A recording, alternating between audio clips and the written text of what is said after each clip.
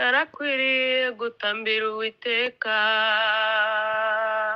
nubwo umugore we atabishimye ariko we yakomeje gutamba kubw'umunezero yari afite nicyo cyatumye atambira Uwiteka taco Dawudi ari gukora yarakwiriye gutambira Uwiteka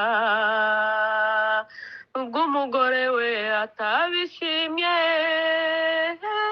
ariko we yakomeje gutamba kubw'umunezero yari afite nicyo cyatumye atambira Uwiteka reka dutambe bakundwa ntimutugaye uwo dutambira arabikwiriye nimuzana abahungu n'abakobwa banyu udufashe tumutambire reka dutambe bakundwa ntimutugaye uwo dutambira arabikwiriye nimuzana abahungu n'abakobwa banyu udufashe tumutambire Abisirayeli bagaruye isanduku ry'isezerano ry'Uwiteka ubwo ryageraga mu murwa wa Dawudi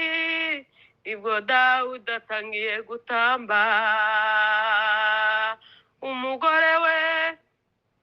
abibonye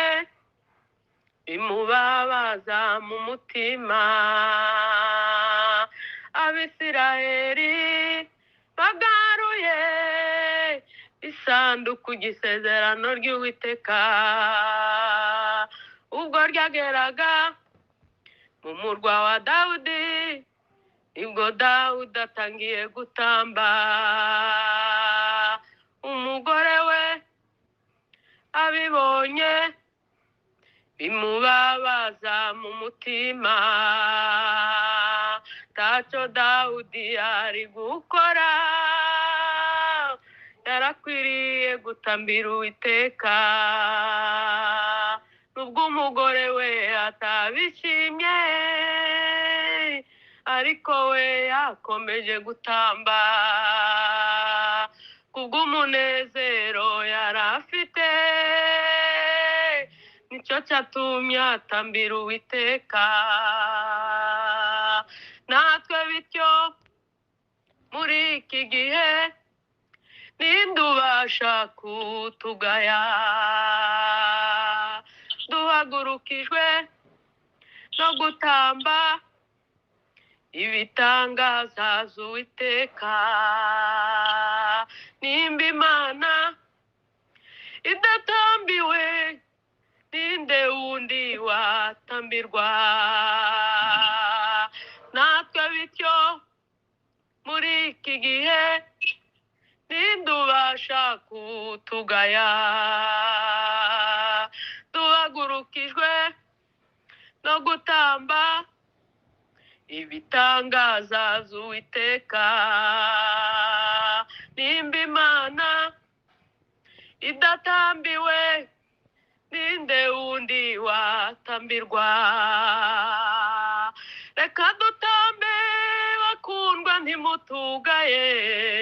uwo dutambira arabikwiriye nimuzana abahungu n'abakobwa banyu badufashe tumutambire reka dutambe bakundwa ntimutugaye uwo dutambira arabikwiriye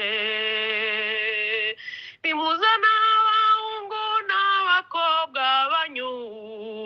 badufashe tumutambire Nyagasani we Mana yacu himbazwe uhimbazwe n'ibyaremwe byose Nyagasani we Mana yacu himbazwe uhimbazwe n'ibyaremwe byose. Reka dutambe bakundwa ntimutugaye, ngo dutambira arabikwiriye. Nimuzana abahungu n'abakobwa banyu, badufashe tumutambire. Nyagasani we Mana yacu uhimbazwe, uhimbazwe n'ibyaremwe byose. Reka tutambe bakundwa mutatugaye, tumutambira bigwa nini. Gende mulete bagala binyu n'abanyere binyu, batugwase tumutambire. Gende mulete bagala binyu n'abanyere binyu, batugwase tumutambire. Nakareme karurema witu imugwe, uyikumbwe n'ibiremwa byose.